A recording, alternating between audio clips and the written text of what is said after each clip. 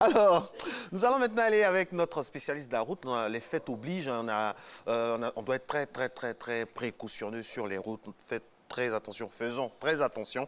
Et puis il est là, il va nous donner quelques petits conseils comme ça pour parer à toute éventualité. C'est juste après ce jingle. C'est parti.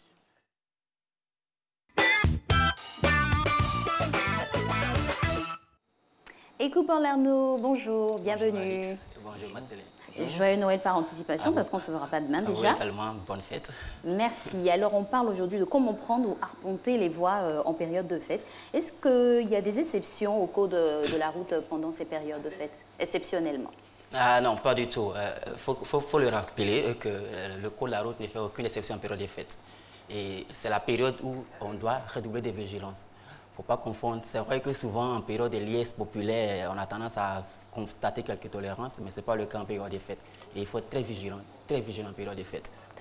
Et la vigilance, c'est par rapport à quoi? Par rapport à la densité des véhicules ou par rapport à la nervosité des gens, par rapport à l'alcoolémie, c'est quoi? C'est tout ça qui fait la dangerosité. C'est un agrégat de tous ces éléments-là.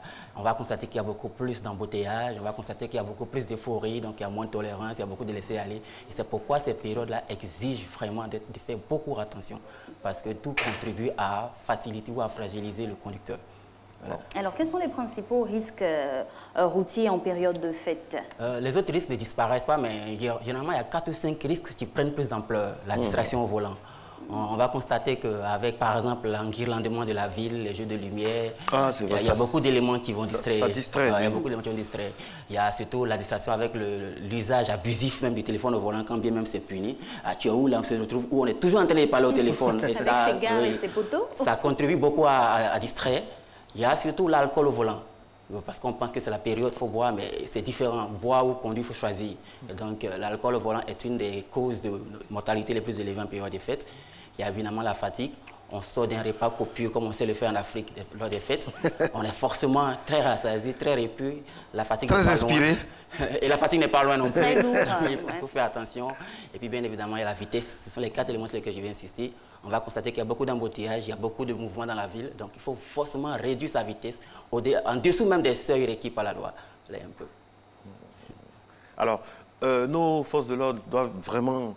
seront en chose comme on appelle très regardées. Et puis, je vais profiter de l'occasion pour féliciter nos forces de l'ordre parce qu'il y a un travail magnifique qui est abattu relativement aux endroits névralgiques de la ville. On sent qu'il y a quelque chose qui est fait pour que les Abidjanais, malgré les embouteillages, puissent vraiment s'en sortir. Et ça, vraiment, quand c'est bon, il faut dire chapeau à nos forces de l'ordre, à toutes ces personnes qui régulent la circulation. Justement, pour ces personnes-là qui régulent la circulation, il faut leur donner plus de moyens. On n'a pas encore d'alcotest, d'appareil d'alcotest. Donc, comment on fait alors pour vérifier ça sur le terrain?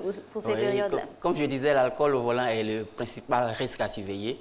On n'a pas d'alcotest, mais bien avant l'arrivée des alcotests, il y avait des techniques à l'ancienne. Ah bon? Lesquelles? C'est l'équilibre corporel. Ah bon? D'abord le policier en tant qu'agent des forces de l'ordre, officier de police judiciaire, sa parole vaut une preuve.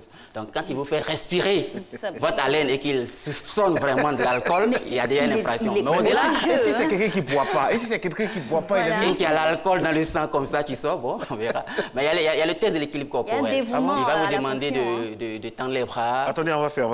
Alex, venez, on va faire. À la queue leu comme les... Tu joues l'agent de police qui joue le... L'agent de police? C'est Alex, l'agent de police. D'accord. Mais où est son sifflet? Alex.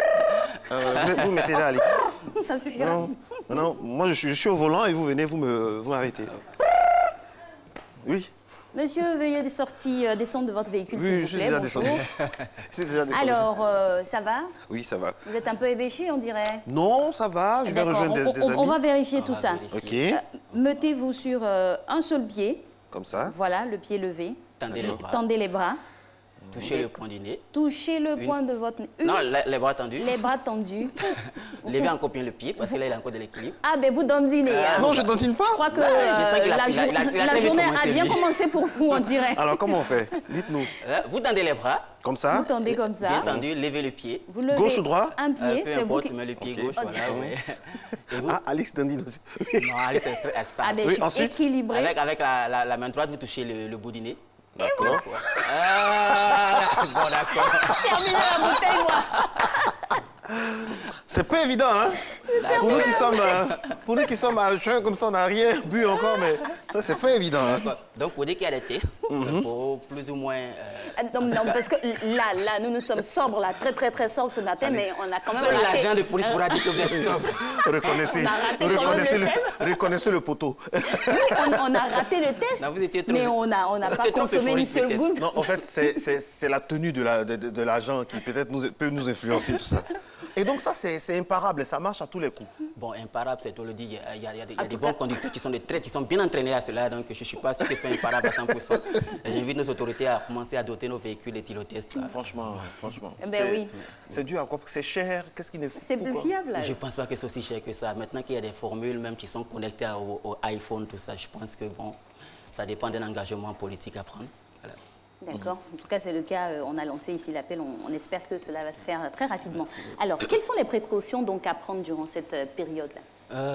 Bon, je vais plutôt insister sur l'alcool au volant, comme on a fait le test. Je le dis souvent, boire ou conduire, il faut choisir. On a très souvent sous-estimé les effets de l'alcool sur le conducteur. Et je dis bien l'alcool au volant, je ne dis pas l'ivresse au volant, parce qu'on ne vous empêche pas de conduire parce que vous êtes ivre. On vous empêche de conduire parce que vous avez pris de l'alcool. L'alcool commence à faire ses effets dès le premier verre. Voilà, c'est ça l'idée. Il faut prendre conscience que l'alcool fait ses effets dès le premier verre. Les effets qu'on va avoir, c'est par exemple l'euphorie. Donc cette euphorie va vous amener à sous-estimer le risque, à surévaluer la confiance en soi, ce qui n'est pas vraiment bon au volant. Ça va peut-être même, pour la nuit, ça va dilater vos pupilles. Donc vous allez recevoir plus de lumière dans les yeux, vous allez avoir du mal à distinguer les autres usagers. Donc l'alcool au volant, contrairement à ce qu'on croit. À côté de ce que vous dites, quelques topos de vieux gazeurs.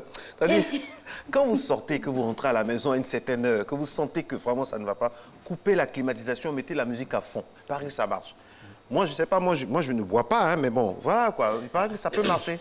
Oui, bon. Ça peut marcher parce que la musique vous tient en éveil. Exactement. La climatisation a tendance à vous endormir. Donc vraiment, c'est de petits topos comme ça entre conducteurs. Bon, pour ceux qui boivent, hein, on peut se passer. Oui, sinon, bon. C'est des conseils qu'il faut donner je vais pas dire à des personnes qui ne sont pas conscientes du danger, mais c'est des conseils qu'il faut donner pour ceux qui ne peuvent pas s'empêcher de boire, qui veulent prendre le volant. Généralement, en fait, ces topos-là ne marchent que lorsqu'on a attendu un certain temps. La seule possibilité pour diminuer le taux d'alcoolémie, c'est de laisser le corps travailler. Seul le foie diminue le taux d'alcoolémie. C'est ce que les médecins nous ont appris. Tous nos topos là, c'est de la distraction. Mais le taux d'alcoolémie va baisser au bout d'une heure. D'abord au bout d'une heure. Même pas un peu pour défendre même votre alimentation. Non, parce que si je vous défends, ils vont croire qu'il y a des topos qui existent. C'est votre foie seul qui peut baisser le taux d'alcoolémie. Foie avec eux. Ben oui, c'est vrai. Foie avec eux. C'est vrai que même la prière ne va pas vous sauver. Foie organe. Foie organe, d'accord. Pas foie spirituel. Et généralement, pour faire passer, je dis quoi, 10 grammes d'alcool, il faut 1 heure. Donc, évitez de prendre le dernier verre avant d'aller prendre le volant. Non, je vais prendre un dernier coup pour aller prendre le volant. Non, il faut attendre. Bon, un autre topo. Il y a un doyen qui m'a dit, quand on boit... Un doyen qui m'a dit, quand on boit, quand à un moment ça ne va pas, on cherche un coin pour se reposer pendant 1 heure de temps. Exactement, c'est le meilleur topo. Ah, merci. Donc, il y a des topos qui marchent. C'est-à-dire qu'il faut se reposer pendant 1 heure de temps, laisser le temps au corps de travailler, de baisser le taux d'alcoolémie. Et là, maintenant, les topos vont marcher. La musique à fond, le café. Mais tant qu'on n'a pas pris 1 heure de pause, ces topos-là n'auront aucun effet sur votre organisme. Si vous voulez jouer les héros, boire pour impressionner qui que ce soit, vers la fin... Il faut être honnête avec soi-même. Quand on ne tient pas l'alcool, on ne tient pas l'alcool. Il faut tirer au sort celui qui ne boit pas. C'est-à-dire, dans le groupe, il doit y avoir un qui est lucide, qui ne boit pas. Et on tire au sort. Et puis peut-être il faut demander à ceux qui les accompagnent, il faut l'empêcher de conduire. Parce qu'il conduit avec tout le monde dedans.